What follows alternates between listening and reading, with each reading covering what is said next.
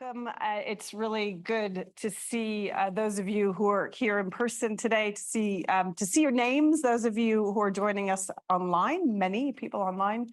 I'm Leslie Vinjamori. I direct the U.S. and Americas program here at Chatham House. It's a really big honor to chair, and I feel like it's a really important session that we're having today. In maybe a slightly different way than sometimes we feel that. It's just highly and deeply consequential. I think the conversation that we're having, not only about democracy in America, we're having that conversation in many venues across Chatham House. We've been having it for many years. We will be having it intensively between now, the midterm elections, and of course through 2024. It feels like the stakes are incredibly high. And it also feels like the next generation, young people, Gen Z, millennials, are very important. And it also feels like some of us, certainly me, are less well equipped to tell us why. And so I feel also very honored that we have the three speakers that we have today. Two of them online, you can see, I can see. This is a new world also of hybrid in here. And Gabby here with me today. So I'm going to say just a few things and open it up. We are on the record. So when you do ask questions, which I really hope you will, just be aware that you are on the record, it's being recorded, and it will be shared, which I think is, again, extremely important given this particular topic. Let me very briefly introduce our three very distinguished speakers and say just a few words before we turn it over to them.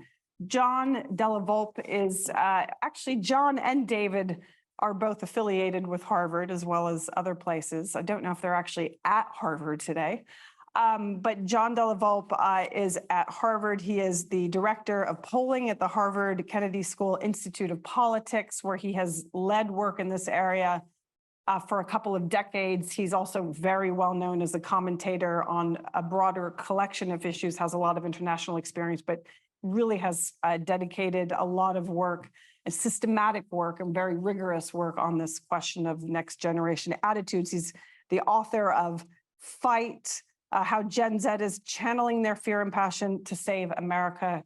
Again, such an important topic. And thank you, John, for joining us. David Hogg is well known to all of you, to all of us. David, for your role as co-founder of March for Our Lives, for your book, Never Again, for your dedication and commitment for it in a way that perhaps you didn't assume would be your life story, but that became your life story in February 14th, 2018, as a result of being in a high school that experienced one of the greatest tragedies that I think the United States has ever experienced when it came to gun violence. And you have very significantly and consequentially taken this forward for all of us. So thank you. And it's been a very intense few weeks for you, for your team, for America. And thank you so much for taking the time today to speak with us in light of all of that. Gabby is here with us this year, Gabriella Cook-Francis. She is an alumni of the Marshall Scholars. She has worked in America at the Clinton Institute, at Roosevelt House. She is currently one of our fellows of the Queen Elizabeth II Academy, the Association for Marshall Scholar, Leland Foundation Association for Marshall Scholar, Transatlantic Fellow. She works on democracy in America, on the next generation, has written on the Roe versus Wade reversal, and is just deeply knowledgeable about, again, this very large next generation that we need to know a lot about, because we know that this generation is shaping the direction of travel in America. They're shaping how we engage, who engages, which way votes go, something that we all think is the most important thing in my generation, but maybe it's not the only way that people mobilize and participate or don't participate in the younger generations. So John, without further ado, let me turn it over to you to perhaps give us a sense of the landscape that we're trying to grapple with, and how consequential it is, how diverse it is, and what participation looks like. Thank you, Leslie. An honor to be with you this morning or this afternoon. I thought I'd start by just providing kind of a framework about Generation Z. I'm talking about, about roughly 70 million young Americans. They're the most diverse generation in our history. They are the most educated generation in our history. Essentially, young people, between middle school or early high school age, early teens through the mid 20s, broadly. This is a generation born on either side of 9/11, so they don't have a direct connection or memory necessarily of 9/11. And what makes this generation, I think, so important to understand is from the very earliest days of their memory, they've had this sense of lost innocence and lacking a sense of security.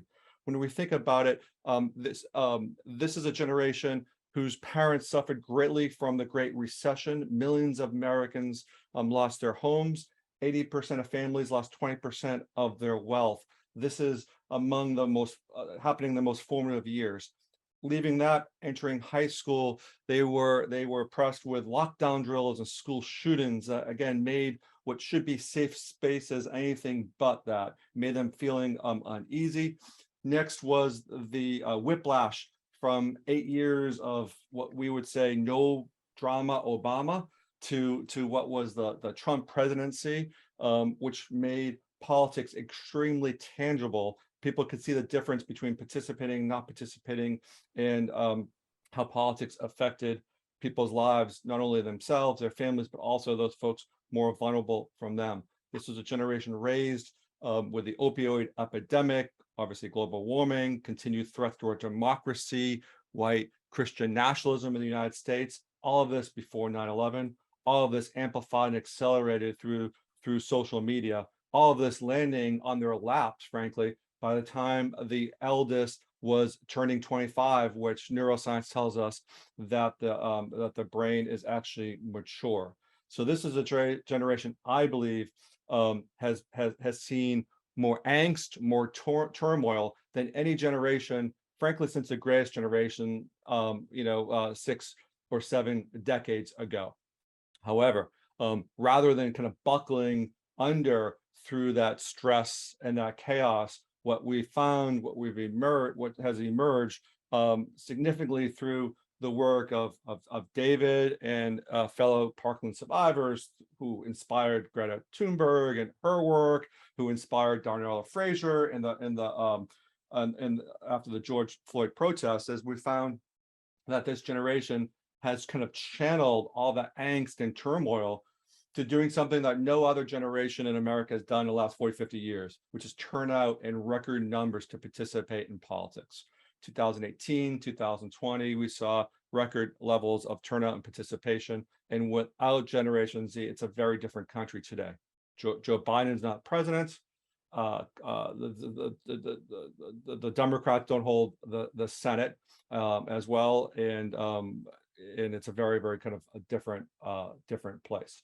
So they're young, but they're incredibly kind of focused and determined. And we'll see what happens in 2022 in the fall in these midterm elections. So far, we're seeing that the level of participation is likely to be in the ballpark of where we were in 2018. It could potentially be even higher, which would basically be the only chance, I think, of Democrats having the ability to win the Senate and potentially even the House, if young people participate at the levels at which they've participated in the recent past.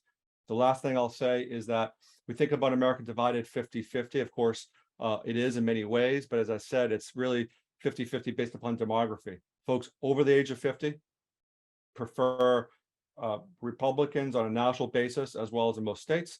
Folks under 50, specifically under 30, strongly prefer Democrats and are far more likely to tip the balance in many of the races, the degree to which they participate. So hopefully that is a meaningful framework, and I appreciate the opportunity. Thank you, John. We'll certainly come back to you on that. But David, let's come to you, David Hogg. Yeah, well, thank you for having me. I'm very honored to be here. So yeah, I helped start March for Our Lives after the shooting at my high school in Parkland, Florida, where 17 of my classmates and educators were killed and 17 others were shot and survived. Um, and in the immediate aftermath, just started working with students. It's a very long story, so I won't go into all of it. But briefly, what we did is we just started showing up and protesting in the immediate aftermath and going on TV and talking about what had happened to us because we didn't want to let talking heads on cable news tell us what happened to us. We wanted students to speak for themselves and survivors to speak for themselves. Um, and one of the top priorities that we took out of that was keeping this in the news cycle in the lead up to the 2018 midterms. So what we did is not only did we have over 800 marches around the world and the United States, with one in DC with nearly 1 million people, we also helped turn out young people at record numbers in 2018 as a multitude of factors that played into that, obviously. And we, as a result of that, we defeated more NRA-backed politicians than ever before in American history in Congress, in the House specifically. And on top of that, in 2020, obviously we had to switch up tactics a lot, considering everything that happened with the pandemic. But we still turned out and made millions of phone calls, sent millions of texts, and helped turn out our generation in whatever way that we could. And in the time since, March for Our Lives has been one of the top organizations in the country. I would say definitely the largest youth-led one in the country, specifically on gun violence prevention, that has been talking not just about how to stop the violence that we experience in our schools, but unfortunately the violence that the vast majority of students experience that is outside of schools, that is happening daily in their communities on their way to school. That is not just a product of gun laws, but is a product of a lack of resources in many communities. You know, Parkland has the same gun laws that many parts of Miami-Dade County and other parts of Broward County have, which is the county that Parkland is in. But we experience far less gun violence. And although gun laws obviously play a major role, the issue of gun violence is unfortunately one that has a multitude of factors that play into it.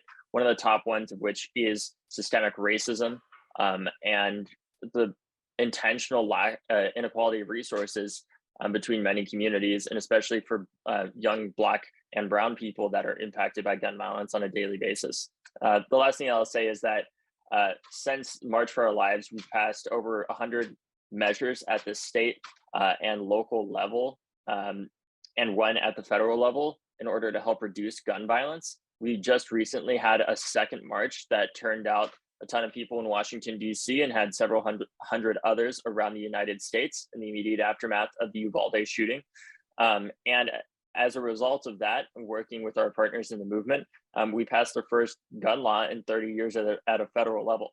And we also got substantial funding for mental health to help combat gun suicides and violence intervention programs that can help reduce gun violence in communities that experience it every day without, turning to the carceral solutions immediately, as has too often been the case in U.S. Domestic policy.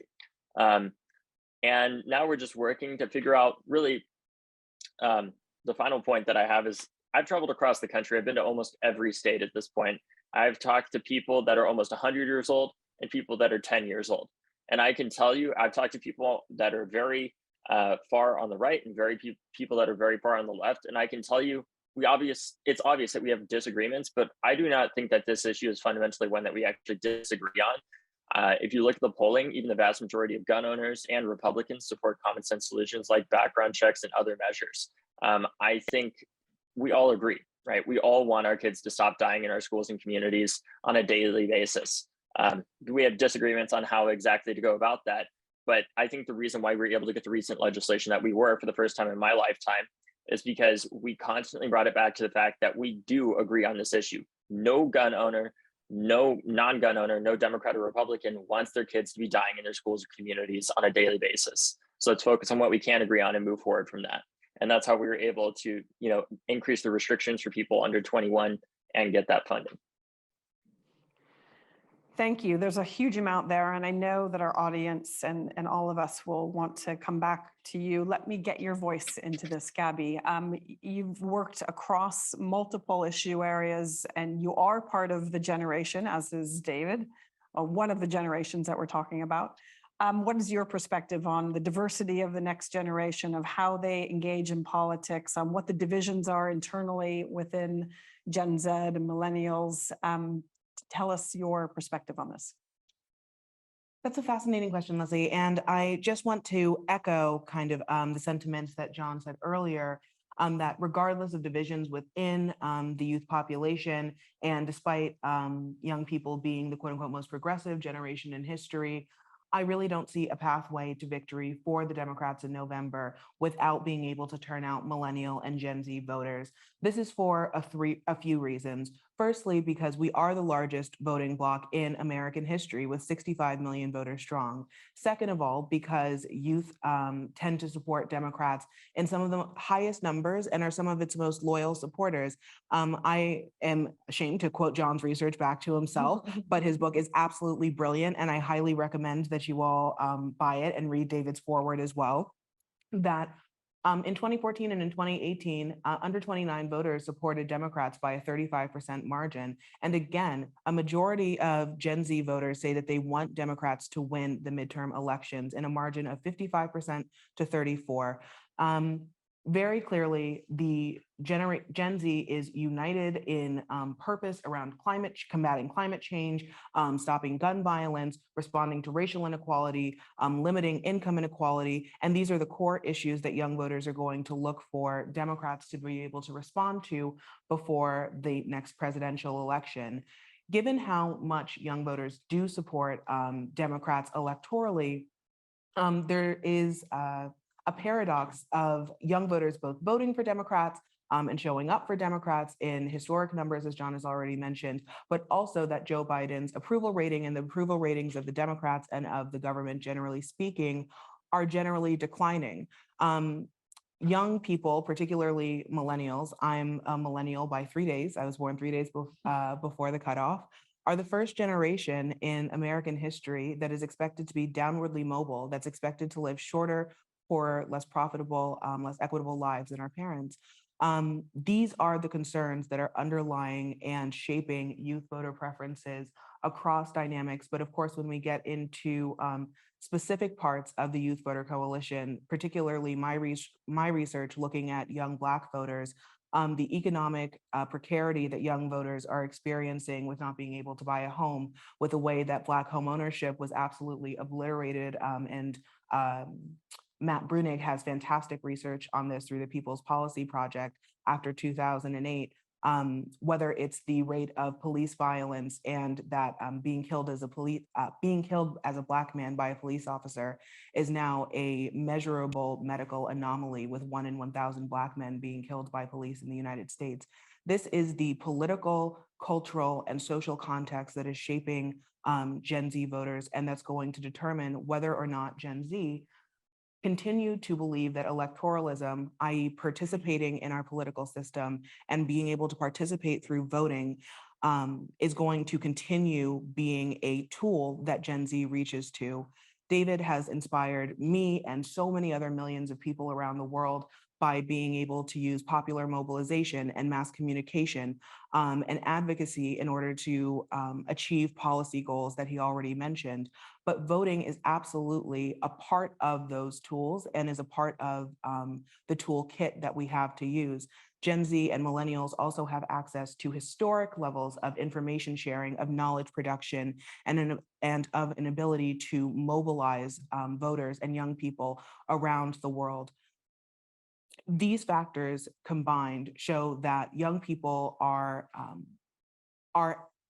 skeptical of the political process, but still very much willing to engage in it, and engaging at this point in historic numbers. I think the biggest fear for Democrats come the midterms would be that young people are unmotivated, that young people are disappointed and don't see the amount of progress that they would like on the core issues that are essential to this voting bloc. And without that support, without this progress, I think it's quite possible that young people will stay home. And recent election trends are very, very clear, such as in 2018. When youth voter turnout is high, Democrats tend to win. But when youth voter turnout is low, Democrats have a much more difficult time in elections. And as Gen Z votes for the first time in their first midterm elections, I'm a millennial. My first midterm election was the last one in 2018. The concerns of Gen Z voters responding to Gen Z voters, and for Democrats to be able to prove that not only the opposition is bad, not only being able to make an argument against the opposition, but being able to make an argument that Democrats are the party that can reverse the substantive democratic and economic decline that so many Gen Z voters are dissatisfied with and mobilizing action around. So I think there's many, many different factors to look at leading into the midterms, but I do think that contrary to popular wisdom, Democrats can win this election. It will ride on youth voter turnout. It will ride on Democrats' ability to convince young voters to turn out, and it will hinge on particularly subsections like African Americans, young women, young college-educated voters also turning out to vote, mobilizing and making voting and electoralism part of a habit, part of a community, and part of our already existing knowledge and information sharing patterns. Thank you. That was great. I want to ask you one point of clarification before I come to something that you raised. I want to ask David about what is that cutoff? Maybe everybody knows, but I'm so far I'm going past to turn it. to the expert. I'm throwing my hands but up. then John, what do you say? between just so we know where we stand between Gen Z and millennial, it is Roughly speaking, millennials 1981 through 1981 through 1997, roughly. But I really want to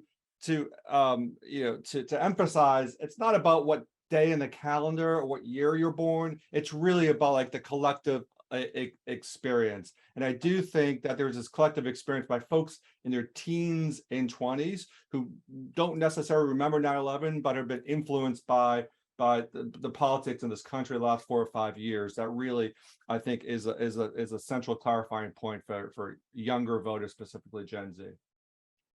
Thank you.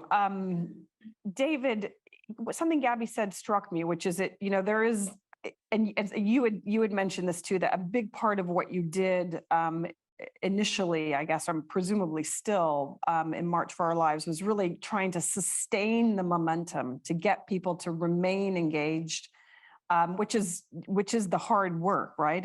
It's presumably easier, after a major catastrophic and devastating event to get people's attention, but to sustain that is really the question. And so I'm curious, could you say even more to us about, not only what you did to sustain that, but also what barriers, you face now in trying to sustain that momentum? Well, I think prior to March,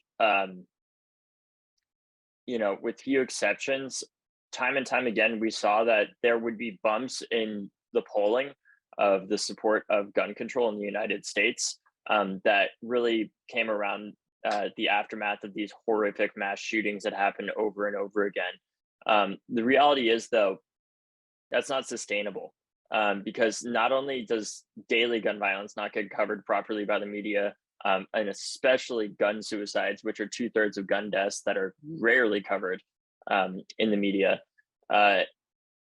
we had to figure out a way to basically give something for the media to cover in the lead up to the election to really stretch out that story arc to make sure that this wasn't just a 2-week story. And the way that we did that was by leading, smaller and smaller protests to start out, and then bigger ones. So what we did is we basically started out with something very simple, because nobody really thinks of themselves as an activist, if you will. From the onset, people just, it's something that you end up becoming because you don't feel like you have a choice, right? So we started out not with marching or even walking out, but with boycotts of the NRA and their sponsors specifically. So we would tell people to call up the sponsors of the NRA, like different insurance companies or different shipping companies, for example, and say, hey, you should tell them to end your sponsorship, of NRA TV or the NRA, and they did. And that gave people something very simple that they could do from their own couch, essentially. And then it was, okay, now lead a walkout at your high school a month after the shooting, because the news is going to cover that naturally. So we should take that moment and lead a walkout so that we keep it in the news. And then after that, it's like, okay, now that you've led a walkout, now go and march, organize a march in your own community. And we gave people enough time to really do that and build it up. And, you know, we're able to stretch out the narrative long enough without anything major happening in the news in that time period in between, that enabled us to be able to, you know, to do the march and make it as successful as it was in the first place. And then from there, it was do a town hall with your representatives. And then we did smaller tours across the country over the summer, where we turned out with people in districts where young people could help elect morally just leaders that protect kids and not weapons of mass destruction like the AR-15. And that's what we did. We went on tour for 62 days to a ton of states across the country. It was one of the most exhausting experiences of my life. And then the final ask was vote, just vote. And it's like, if you can march and you can do all those other things, you can vote, right? So really it was keeping up the momentum on the outside, keeping up the attention and things like that, that helped turn out, those young people, and really tapping into the message that resonates with, across, I would think all borders, with young people, which is, they don't want you to do X thing, so you should do X thing. It's like when your parents tell you not to do that thing, you want to. So we made voting a rebellious act. The best way of sticking it to the man, or whatever, if you will, the man being Donald Trump in this instance. And from that, we were able to obviously take the House and things like that, and pass a number of measures there. But I also think that there's a fundamental problem that, frankly, there are two fundamental problems that I think the movement and the Democratic Party has as a whole. The first one is a severe lack, and this is not talked about a lot, a severe lack of sustainable funding for the gun violence prevention movement from different philanthropies, from individual donors and things like that. Unfortunately, the funding for this only happens when it's in the news a lot of the time. And what we have is a bit of a chicken and an egg problem, where in order for an organization or the movement to get more funding, a group like March for Our Lives needs to do more stuff and be more proactive and get out there more. But in order for us to do that, we need to have more funding so we can have more staff to do that. But in order to do that, we need to do more stuff. So it's really like, what comes first there? So that's the first one, is we don't have sustainable funding because, frankly, if we took liberals and conservatives and asked them to invest in the stock market of change, if you will, the way that liberals would do it, in my experience, would be picking one or two stocks and very emotionally investing with whatever the most recent trend is. Whereas conservatives, and they try to time the market, whereas conservatives invest in the S&P with 50 plus years in the market and sustainably invest every single year in a diversified class of assets. Liberals simply do not do that at all at the same measure. The last point that I want to talk about with the Democratic Party and their the fundamental obstacle that our generation is going to face is that the reason why there's that discrepancy that was mentioned earlier between Democratic approval and Democratic turnout for young people is because young people are not voting for Democrats because they are Democrats. They're voting for Democrats because they're not Republicans. And we're never going to build a country based off of just not being something. We have to be for something. And whatever that is, the Democratic Party has to figure it out for our generation. My generation within the Democratic Party has to figure that out, because we're never going to be able to create a more perfect union just by not being the other guy constantly. That was great. And it actually leads me into my next question, which I'm hoping all three of you can respond to. And then we'll come to the audience, both all of you and all of you online. There's several questions here. And I guess it's this, it is to the democracy question.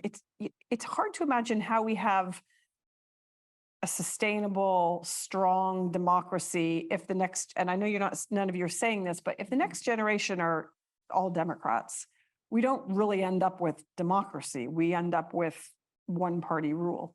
And this is a concern that I think everybody has. We all know that we need a serious, professional, competent, morally upstanding Republican Party. It's been critical to much of the history of the United States. And we need, as you've just said, David, a Democratic Party that recognizes what the interests and values and needs of its younger as well as older constituents are. So I guess the question is, do you, in your experience, either, concretely, David, or in your sort of polling, or in your experience, Gabby, what about the Republican Party? I mean, is there any sort of, what's the level of next or younger generation thinking around the Republican Party or that other? I mean, surely there is a diversity of perspective. And, David, it was interesting when you first spoke, you didn't really talk about Republicans and Democrats because, as you have said, and as we all know, most Americans, a majority of Americans, don't want to see young people killed or killing themselves, and they support, to a degree, gun control measures. So, what are some of your reactions to this broader question of how you get young people engaged in the broader question of democratic, small d democratic politics? Maybe, John, you can give us some thoughts on that, Gabby and David, and then we'll open it up. Sure. Well, I think it's a very important point, Leslie, that you raised. So for most of the last 21 years, every spring we release a kind of a series of 13 to 15 typology questions, okay, in terms of values and views related to the role of government. Essentially, on every single issue over the last, nearly 20 years, the millennials and Gen Z have essentially kind of every year take a few points more to the left, more progressive on issues from gun control to climate to same-sex marriage, role of government to elite poverty, et cetera. It doesn't mean, though, that this is a generation that's 80% Democrat. For example, we see about roughly the same number of independents as Democrats. Generally, just because of the state of the Republican Party nationally, we have, I think, a few more Democrats in our survey, but it's roughly 40% of voters under 30 would classify as Democrats, about 35% more or less as independents, about a quarter or so are Republicans. Again, Republicans, though, the values of a young Republican in many ways are closer to the values of young Democrats than of older Republicans, okay, on a lot of the social issues that David is talking about. There's significant change over the last decade or so in young Republicans' attitudes towards issues that David advocates for. So, so that's kind of part one. We also do see, young state legislators and young Republican conservative activists trying to organize kind of an alternative to the national MAGA level of Republicans. And we'll have to kind of keep an eye on that. But right now in this country, like, the definition of Republican is very much still kind of connected to the Donald Trump and the MAGA. Not to say that there is a tremendous opportunity around, organizing, I think, a fiscally conservative, socially kind of progressive movement within American politics today. There's just not a lot of oxygen, though, I think, at the national party for that. Gabby, let me come to you on this question. Oh, very, very tricky. Because in terms of thinking about the conservative movement, the young conservatives, I think, are mobilized. Young conservatives were very involved in helping to get Donald Trump into office. Most notably, young conservatives were also very visible in the Trump administration. Many of his staffers, many of his aides were also young people. And that's something that I see is noticeably absent on the Democratic side.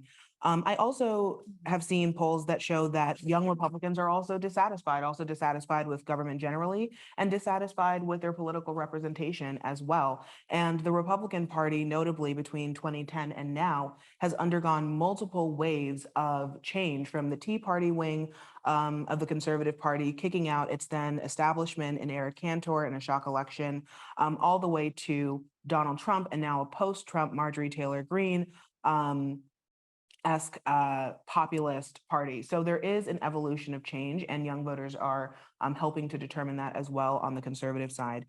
But I think respectfully, getting to your question about small d democracy and restoring small d democracy in America, I don't know how integral the Republican Party as an institution is to maintaining American democracy, so much as having choice and options and an ability to see a proliferation of ideological perspectives represented in the political space.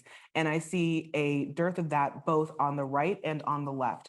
I think John has talked about it excellently in terms of the right wing, but I also think that in terms of the left, young voters are not having their perspectives represented. There is not a contingent that I think represents well enough or substantively enough the progressive wishes of young voters. And that lack of participation, that lack of representation in our government is part of what fuels young people to stay at home and is part of what's driving a spiral of dissatisfaction, isolation, radicalization, and turning away from politics. It almost feels like we, need to try to prevent the last few things that you mentioned and just hold the space, because as this generation gets older, as older people step back from politics for one reason or a natural other, that, the country ends up in a much more progressive place that's much more unified. But that still seems unlikely, because of course there are multiple other things going on. David, it'd be good to hear you speak to this. You and Gabby both also in different ways talked about the problem of systemic racism. I don't want that to fall off the radar. It's a very important conversation, but I guess in your experience of, the sort of question of conservative politics, or those young people who identify either with the Republican Party or with conservative politics, how do they engage in your advocacy and March for Our Lives, or, what is your experience of that? I mean, your typical self-identified young Republican is somebody who is more interested in being a troll than actually getting anything done or working with us than anything, and just accosting me on social media than, lobbying with me or having a conversation in the first place. I found much more success actually with talking with older conservatives, many of whom send me, say terrible insults to me in direct messages. And I've talked to many of them. And it's one of the few things in this work that has actually given me hope.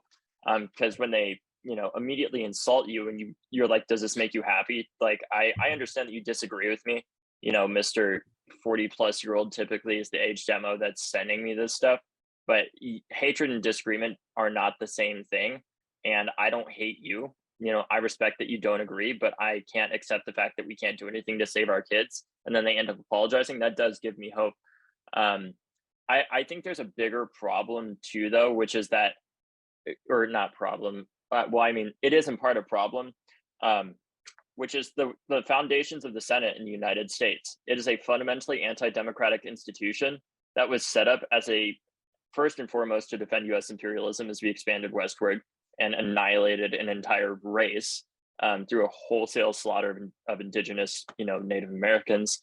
And on top of that, an institution to defend slavery as we expanded westward. And as we were doing that, and as we, went through the Spanish-American War, for example, and started acquiring territory, we refused to incorporate much of that territory into our empire because they were of, quote, inferior races.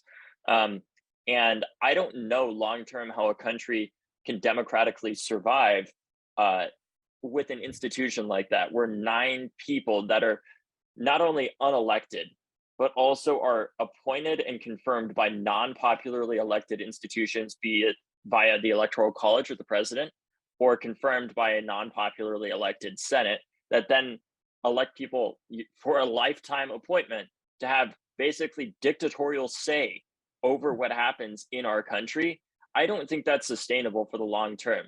It may survive this generation, but I don't think it has 1 or 2 more to go from that, because we are becoming fundamentally more diverse than we ever have been as a country. And if we can't solve these issues in a democratic nature and we continue to have this discrepancy, I don't think the question is so much whether or not there will be a Democratic or Republican Party.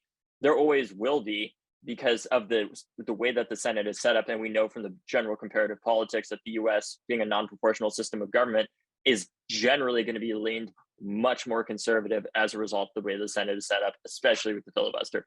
I think the bigger question is, can our country survive when it's growing as increasingly polarized as it is, and as those conservatives are taking over state legislatures because their funders are way more sophisticated and way more intelligent than liberal investors in change, if you will, if we think of the Koch brothers and others that have been doing this work for the past 50 plus years. And now Democrats invest in change. They get Donald Trump out. I'm talking about Democratic funders here. And then they stop. And then it stops organizations like March for Our Lives from being able to kick the damn ball into the goal net once we get there. And it is incredibly frustrating and disheartening. And it is a long-term problem that we absolutely have to solve. Thank you. You put a lot on the table. And I have to say, the questions of the rules, the institutions, at one level, we talk about it a lot here, but not from the perspective that you've just given us. So thank you, and to all of you. I'm going to come to the audience now and see, first of all, in the room, if anybody would like to ask a question, then we'll come first to Melanie. When I come to you, I'm going to ask you to unmute and ask your question. I think I can do that. If not, Nora's going to help me learn how. Let me take two from the audience. First from the gentleman right here, and then from my colleague mid-row here. If you wait for the mic and say your name, please. My name is Manus, and thank you much. It's been sort of an honor to participate with everyone, and great to hear all the panelists' takes. Gabby, I was following along to one of the things you said, and you said it's sort of a crucial pathway for some young voters is often disillusionment, isolation, and then radicalization. And often when I talk to my peers, so sort of also Gen Z, another way that can often go, I feel, is disillusionment, isolation, and then just becoming generally apolitical. And I think, a big sort of factor in these debates isn't young people not agreeing with Democratic policies, Republican policies. It's them thinking that, the political system doesn't work anyway, that it's not an effective mechanism to solve any of the problems they care about, no matter how much they care about, the environment or school shootings or all the other things. So I think sort of my question to sort of any of the panelists is, how do you think we should be able to sort of change the narrative to convince young voters that the democratic system in general, let alone any kind of political party within it, is an effective mechanism to engage with these issues? Thank you. I'm going to have you hold on that for now. And it sort of resonates with that sense that we all, those of us older in the room, that impact matters a huge amount, certainly to millennials. And so when you put those two things together, it seems highly consequential. We're going to come here. Emily Harding, thanks to the panel for this, for sharing your time and your expertise. This has been really brilliant. My question is about Dobbs and the Dobbs decision, and what you think or what you're seeing about how young voters are engaging with that, and how you think that might influence the midterm elections. And let me take, this is a little bit risky. Melanie, let's see if you can ask your question. It shows that I am not a millennial or a Gen Z, my terror over hybrid. Melanie, can you ask your question? Yes, absolutely. Thank you. Mine is actually quite related to the first question, and also has been spoken about by all speakers, especially by John and David, I think more explicitly. So John mentioned that there is a sense of lost innocence and security between Gen Z voters, which does not come as a surprise, seeing there's a regression, or there seems to be in core issues of their interest, such as the fight for racial justice, women's reproductive rights, gun control, tackling climate change, etc. So seeing that there seems to be an increasing distrust in American institutions and the social contract within the younger voter cohorts, how can American politicians tackle this Gen Z distrust or potentially capitalize on it during the 2024 elections? Thank you. So please don't feel like you have to answer each of those questions, but maybe grab onto the one and we'll try to cover all three that really resonates with you. John, I'm going to come to you first, if that's okay. Thank you. Yeah. Quickly, we're in the process of trying to understand a new phenomenon in our polling. The greatest predictor, and the reason that I was so optimistic in the earliest days of Parkland that we would see record turnout 6 months later, is because we saw a significant, what I would call once in a generation attitudinal shift in our surveys in terms of the efficacy of politics and the tangible difference that politics can make.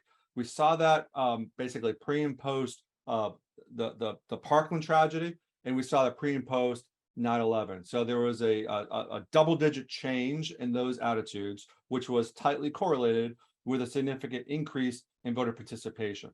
Post 9/11, we saw 4 elections in a row increase. and then obviously post 2018 Parkland. Now, what's interesting, and which I think gives me hope, is that while those attitudes actually, as Melanie suggested, have regressed in terms of people today, young people today don't think politics is making the necessary differences that it can. Okay, so we see regression of those attitudes, yet we still see roughly the same number of people saying they will vote. So the question is Generation Z different? Can they hold both of those, you would think, competing ideas together at the same time? Politics isn't getting the job done, yet I'm still going to participate because, frankly, the urgency of the issues that we're talking about today requires us to use every single tool in the toolbox, as Gabby and as David have talked about. So that's really worth kind of thinking about, and perhaps we're entering this new era of civic engagement, perhaps in the US and perhaps even in the West as well. Gabby? In regards to the first question, I just wanted to say, I think there's a really recent example of exactly how young people participating can affect the democratic system. For many young progressives, of course, the Dobbs decision and the rollback of our civil rights, not only the rollback of reproductive rights, but also now 96% of House Republicans voting against gay marriage, voting to ban contraception. Of course, now with another Supreme Court decision, Moore versus Harper in the hopper, which would allow state legislatures to change the electoral vote counts if the Supreme Court decides that state legislatures would be able to reverse potentially electoral decisions, popular vote decisions, and re-award electoral votes to different candidates. It's really clear that democracy is in a dangerous and precarious place in the US. And yet, time marches on, and we just saw 2 weeks ago the effects of low voter turnout and of youth dissatisfaction when a young progressive female challenger, Jessica Cisneros in Texas, was defeated by an anti-choice Democrat backed by House leadership, Henry Cuellar, and now he is going to vote to oppose abortion access or vote to oppose codifying Roe in Congress as opposed to Jessica Cisneros. That is our future. She lost that election by 289 votes. 289 votes. That is a couple of high schools that were called or talked to or bust, and that's our future. And that is how young people lose it. By 100 votes, 200 votes, 300 votes, elections are decided on the margins. I want to just remind everyone, the 2016 presidential election was decided by less than 80,000 votes in 3 states. The total amount of the votes that gained Donald Trump the presidency was 0.06% of the total popular vote. Every single vote matters because elections are won on the margin in the United States right now. And young people voting is a crucial part of us being able to get that message through. Just to respond as well to the last question and the second question as well, it's very clear to me that the society that I was born into is not necessarily the country that the same country that I would be raising my children in, right? The country is undergoing incredible change and is revolutionizing before our eyes. The government is struggling to be able to assure basic parts of the social contract, as that question presumed, both in terms of security with the epidemic of gun violence, in terms of our civil liberties with obviously Roe, in terms of democracy with the January 6th coup, in terms of prosperity with us experiencing our second quote unquote once in a lifetime recession right now.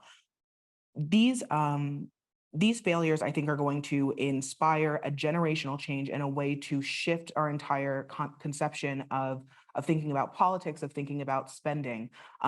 Gen Z has been at war pretty much our entire lives, and we have grown up in a wartime economy where we spend exorbitant amounts of money on national defense. The Democrats just passed an $850 billion defense bill for 1 year of military spending, and yet the proposal that Elizabeth Warren and Chuck Schumer put on the floor to abolish $50,000 of student loan debt, $50,000, enough money to have a down payment on a condo, to be able to go to college, to be able to send your kids to summer camp, to be able to have savings, as many young people don't. That bill, $50,000 for every student loan borrower, is $1 trillion. And that is exactly the same amount that Donald Trump's tax bill cost and added to the deficit. And it's this just $150 billion more than 1 year of military defense. I think that increasingly Gen Z voters and millennial voters are going to have a choice between, is it worth us for us to spend our money on war? Is it worth it for us to spend our money on historic patterns and upholding a historic empire? Or is it worth it to give ourselves a break and a step forward in the economy and be able to move on? So I think that in terms of the social contract, these are huge existential issues, but when it comes down to it, it's really simple, and it's 289 votes, and every single vote matters. Thank you, Gabby. There's a huge amount on the table here, and both from David, your earlier remarks, Gabby, yours, and I think rather than interrogate it, what's really interesting is to hear from both of you in different ways how two people who are obviously very embedded in next generation politics, to use terrible generalization, think, right? So David, I want to come to you now, and I guess add on to that, you know, you're known not by choice, but by conviction that comes out of circumstance for a single issue. But, you know, the question of Dobbs has come up and a lot of issues have come up. I mean, are you working across issues as well as you think about this? Is it sort of outside of your bailiwick, or is it just does the advocacy and the mobilization that you're pursuing sort of spill over into all these areas? Yeah, I mean, I think a rising tide lifts all ships. I think us working on gun violence prevention also helps turn out people that are going to help codify Roe, hopefully. Right, help do things to enable state legislatures to help protect, you know, healthcare for people. And I think just to touch on all of the questions that were just brought up, consistently when I think about them, there are really three things that I think about that we absolutely have to address. The first one is, again, it's basically shrinking the change. If we want to show young people that their vote can have an impact, we need to take this away from the federal government and copy what conservatives did throughout the 1960s and 70s and 80s and onward, and start taking over state and local parties with unions, with labor, and start showing people at a local level, a tangible level, that not only does your vote have an impact, but government actually can work for you. It can get things done. And that it can help increase the social safety net. It can help protect us at our schools, and it can also protect our freedom at the same time. Those two things are not mutually exclusive. They are the product not of a system, but of poor policy decisions that have been made by corrupt and failures of leaders, of people that have repeatedly let our generation down, and now millennials and Gen Z are paying the price of that cost of leadership. It's very hard for us to have faith in that government that, frankly, has never protected us in our schools and is only, you know, we've only seen do horrible things overseas. And so that's the first one. We have to bring this to the state and local level and start focusing on these state legislatures where there is not a filibuster. And this leads me into my second example of what we need to do, which is getting young people out and running. Right now, just as two candidates to highlight, March for Our Lives' first organizing director is 25. His name's Maxwell Alejandro Frost, and he's running for Congress in Val Deming's seat. And he has raised a major amount of money, and probably in the top 10 of progressives running for Congress around the country as a 25-year-old. And he is turning out, and he represents a lot more of what the future of our country looks like. You know, he's Afro-Latino, and he's helping to show that our generation isn't waiting for this change to be created by people that are 2 or 3 times our age, but we need to have a representative democracy of all ages, including young people, because the Democratic Party is objectively disproportionately old. And it's not to say that there isn't a place for older people in politics. There absolutely has to be. We need the wisdom of our elders and our ancestors, you know, that are out there, but we also need the voice and the passion of young people that see what's coming down the line 60 years from now with climate change if we don't act now. And that also brings up another candidate that I wanted to highlight, which is Nabila Saeed. She's 23. She just won her primary with 72% of the vote for Illinois state legislature, and she'd be one of the first Muslim woman elected to the state legislature in Illinois, and she's awesome, right?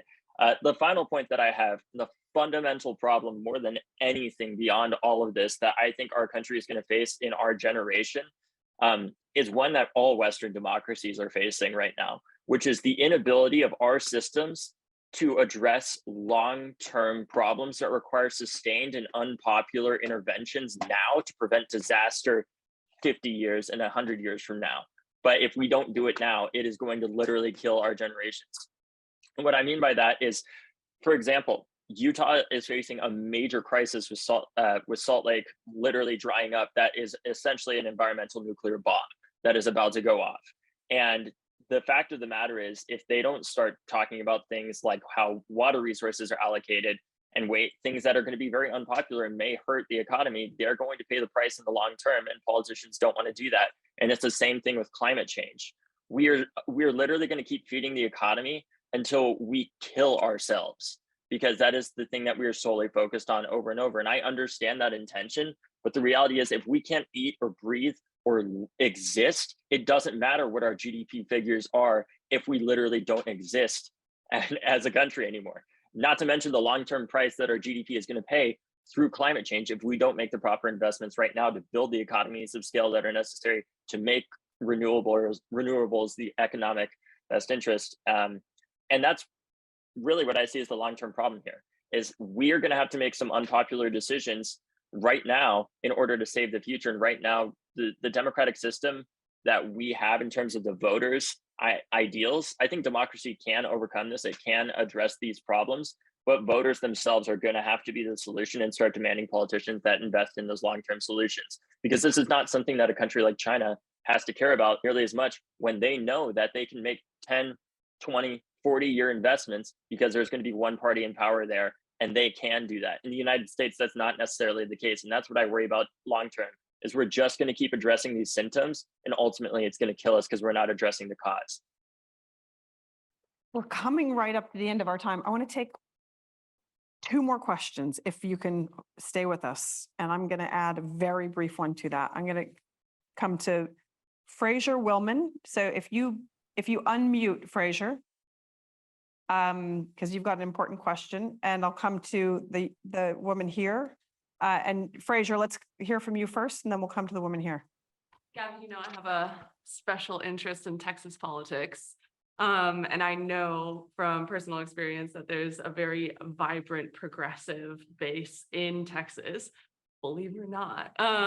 And I think that my question is twofold. Like, how do you convince young Texans when their districts look like the shape of a Pokemon, like that their vote will matter, when they can see very clearly that there is a system deeply, deeply entrenched to make their vote not matter?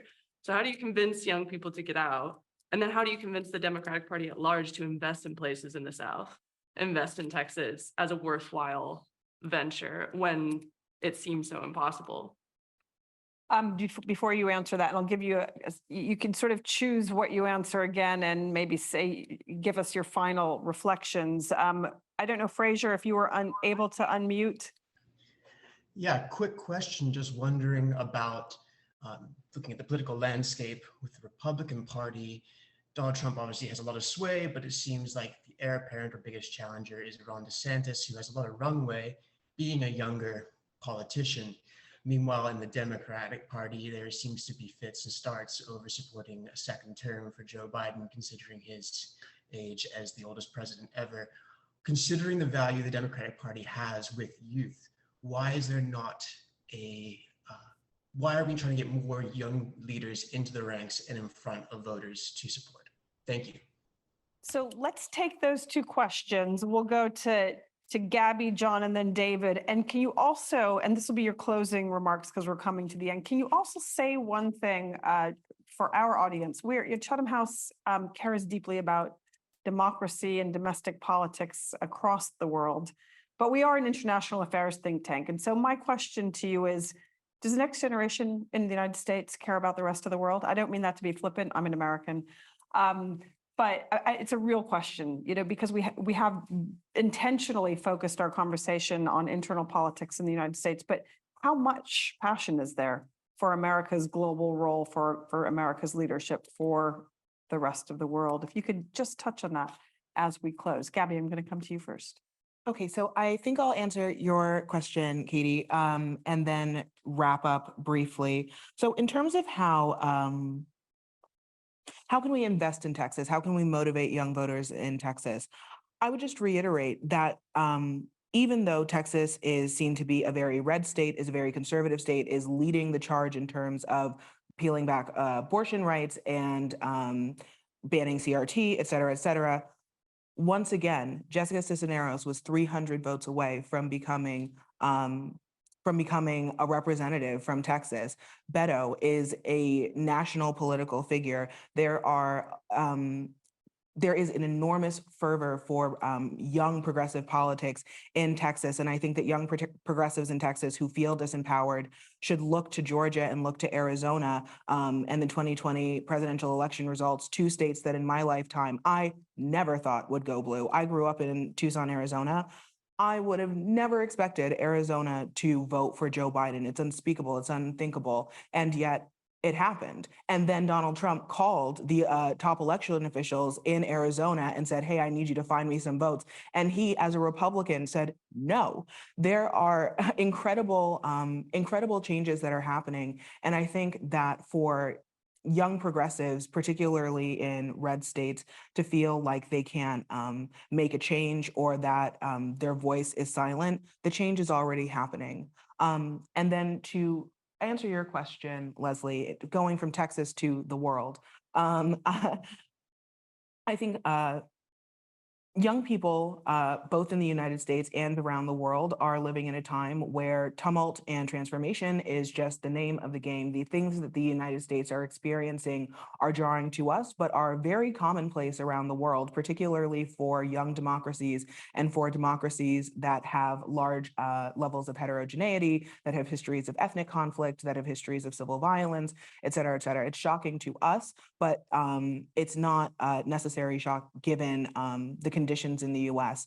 I think as an American abroad, living in Europe and living in London, I can see how much the world is watching, not just Europeans, but a global audience are watching the midterm elections with bated breath. We just had speaking of Chatham House's dedication to democracy, we just had our London conference, which is a big conference of global thought leaders, academics, politicians, et cetera, talking about American democracy. And the Shadow Foreign Secretary for the UK, David Lammy, said that if Donald Trump is reelected, the UK is going to have to seriously reconsider its transatlantic alliance and our relationship between our two countries. It would be so unstable and it would be so damaging. So the implications for this election are global in and of themselves. And I think that young people have to be aware of that. But I also think that young people are already connected and super tuned into global movements and to global politics and have access to the world in an unprecedented way. The last thing that I'll say is that American politics can absolutely be very depressing. Young people are, to say the least, this is a comic understatement. And when young people are looking at punching up to the top of the Democratic Party in terms of being able to advocate for our platforms, I think that young people also should be looking abroad at other global youth movements, particularly in Latin America, in the Middle East, in Africa, where young people are contending with even worse issues of partisan violence, of electoral interference, and of income inequality, and where young people are still coming up with solutions to address these problems.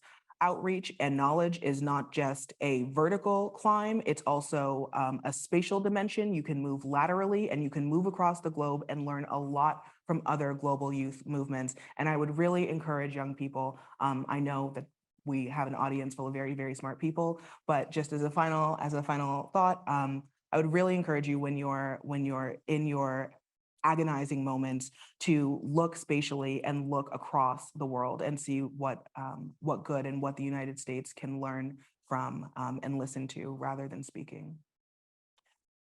Thank you. John. Yes, real quick, I do think that young Americans care and are connected to the rest of the world. Like they have this sense of of empathy and interest in helping serve people even more vulnerable than they are wherever they are around the world. I think a lot of the concern about the American withdrawal from Afghanistan had to do with the folks kind of left behind, certainly in the eyes of young people. That's one. Second thing is Texas is one of the youngest states in the country, as is Utah, Alaska, and traditionally red states. So we can see a tremendous, I think, potential upheaval in our politics if young people continue to be engaged. In the next cycle, 2024, 40% of all votes will be Gabby and David's generation, far outnumbering baby boomers and everybody else. And I think the kind of the last point, real quick, is it's the big question, right? Why are Democrats not really showcasing kind of the talent and the representativeness they have kind of across the party? There's systemic rules within the caucuses that kind of prize seniority. But the things I hear in my focus group real quick is it's okay to have empathy, and folks believe, okay, that Pelosi, Schumer, Biden have empathy. There's a difference between empathy and understanding what David's life has been like, okay, as a young person, what he's dealing with today. It's a difference to have empathy in terms of what Gabby has experienced. Having that level of understanding is critical to build in trust, and we need to see more faces and more representativeness within the party, within the cabinet, which is quite diverse, but they're not being able to kind of break through at this time. It's essential that Democrats do that. Thank you. And David. I know there was the international question, but what was the other one? There was a question on why the Democrats are making use of younger people. Oh yeah.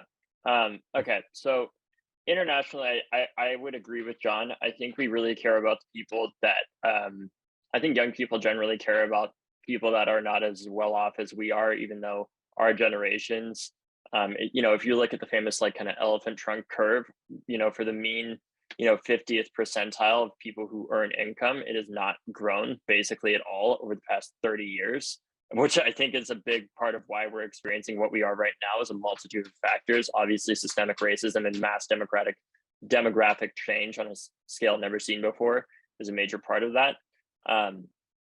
So I think young people care about what happens to people in other countries, especially as a result of U.S. foreign policy and covert or overt interventions in said countries. And I'll say, I think the thing that most young people that I've talked to more recently have started thinking about in regards to other countries is which one they want to move to and leave the U.S. I'm telling you this right now, if we get a full abortion ban in the United States and the economy takes a massive, fail or loss, we are going to start having some major brain drain problems in our country, at our educational institutions and elsewhere. We're becoming increasingly uncompetitive with other countries, even ones that are not democratic, who have substantially stronger economies than we do, because they are able to plan for the long term in a way that, frankly, our democratic system, at least in the United States, thus far has not been able to do on the scale that is necessary to compete with authoritarian regimes.